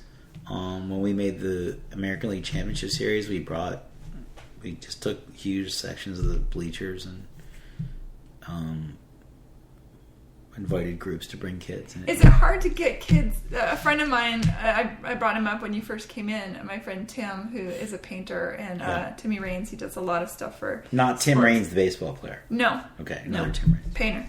But he said, ask him what he thinks about kids and attention spans, because baseball is a long ass game, right? Oh, 9 innings. Is it hard? And as the sport moves forward, in terms of just going forward, as we go along through the years, and our attention spans are becoming more goldfish-esque, how do you see baseball surviving and sports in general surviving when people's attention span is so short-lived? Yeah, because baseball's kind of a slow burn, right, whereas the other sports are real manic. Right. I think it depends on. Well, yes. I mean, 110 million people went to a major minor league baseball game last year, but just putting those numbers aside. Serious? Yeah. That's great. Yeah. I think that people always want live entertainment. And I think if it's well done and professional, yes, they will. I am not that hung up on the duration of the game. I do think 3 hours or 3 hours and a half is long. I also, you mentioned earlier about people staring at their phones and checking out. That's a real issue. There are ways to sort of provoke people on different platforms, different screens, different technologies, and all the rest of that. I think if you make whatever your live entertainment thing is, whether it's your, concert, your baseball game, your, basketball contest, your hockey game, if you make it a destination where people are kind of like, the good thing about people, when you take all the other stuff we talk about, if they want to meet. Well, no, they want. I'm just kidding. No, they want to meet. Well, I mean, when you look at sporting events, the good stuff about it is, why do people go to them? I think people go to them. Look, some used to say that when we would have 48,000 people at Camden Yards, one of the most successful sporting venues ever, we would say, well, only 20,000 people out there are like your stereotypical sort of like archetype, rabid fan. Male who opens, back in the day, the sports page and reads the box scores. So why do the other 28,000 people come? Well, because they're either bringing their mother, bringing their daughter, bringing their grandparents, coming with 30 people from their alumni group, because they just thought they just wanted to go with a bunch of their buddies, get drunk and meet a girl. There are all kinds of reasons people come to destination kind of community gathering places. So remember, so if you make your songwriter round a community gathering place, and I know that's sort of like a hokey, what does that mean? If you make your Oriole game a community gathering place, if you give people a reason to come, then at least you're heading in the right direction. Well, I would argue that baseball, of all the professional sports, baseball feels the most, as the cliche goes, the most family, the most apple pie, the most... I don't know if it's because it's lengthy and so it allows for more interaction with the family or the people around you. Right. But every baseball game I have ever been to, the crowd, they get to know everyone around you. Everyone's woo, they're eating their hot dogs, they're doing their thing, and it feels very warm and fuzzy. Whereas... And not to say that the competitive nature doesn't appear and turn people into crazy people. I'm sure that happens too. But every baseball game I personally have been to has been a very warm and fuzzy experience. A friend of mine who was not the most international guy of all time. He was a very artistic guy, and he was a very thoughtful, big reader and whatnot. He married this woman from France, and he brought her to her first baseball game at Camden Yards. Mm-hmm. And he texted me during the first or second inning. It might have been the third, but it's somewhere in that first part of the game. And he said, and he reported to me, which I wasn't asking him to report to me, but he said, I just want to tell you, my wife just hit upon the essence of baseball, and I've been a baseball fan my entire life. And I thought, wow, this is going to be good. This next text could be like really meaningful or really a dud. It's in French, damn it! And it was, and I still don't know. And no. Fortunately, I took high school French. No, I'm just kidding. Okay, no, it was not in French. So, and he said that his wife said to him, he's frantically trying to explain to her the rules during the first couple innings. Guys are walking, bunting, hitting, whatever they're doing, or maybe they're doing nothing, which is even more difficult to explain the rules. And at a certain point, relatively early on, she cut him off, and she said, "Oh, it's okay. I get it. It's not so much what's going on out there; it's what's going on here in the stands." Mm-hmm. And he said, "Nailed it." My friend Chris is like, "She nailed it. Nailed it. She nailed it." He said, "I've gone to baseball games for like decades, and it's so true. Yeah, it's so true. You made me think. Thanks for making me think of that story. Yeah, it's been my experience every time that. Because I've been to football games and basketball games, and people are like this. They're not really here. They're not really around them. They're so focused on what's happening because there's, for whatever reason. But baseball, it does. I don't know. Maybe it's because Little League, or I don't even know, or softball, or any of those things where it's so inclusionary. Is that even a word? I don't know. It sounded good. I think that's a word. I think that's a word. I thought it maybe was a bastardization of two words, but regardless, I don't know.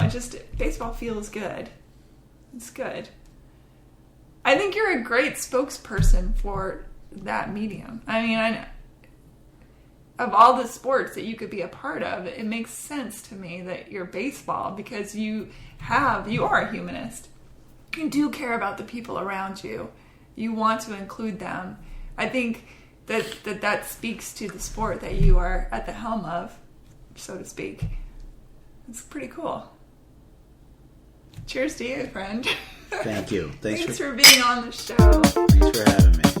Bye, everybody.